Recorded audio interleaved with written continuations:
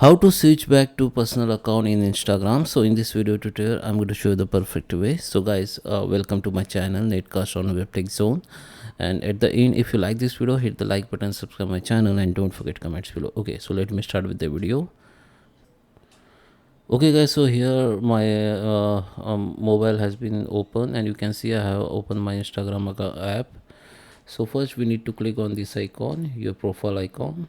Okay, then you can see your professional dashboard, means you have account with the business. Okay, you have business account, but if you want to make it as a personal account again, then you need to switch it to the personal account, and I will show you how it. Okay, so just click on this your profile photo icon, then this interface will be open. Now you need to click on this three line options, and just scroll down, and you can see the option called business tool and control.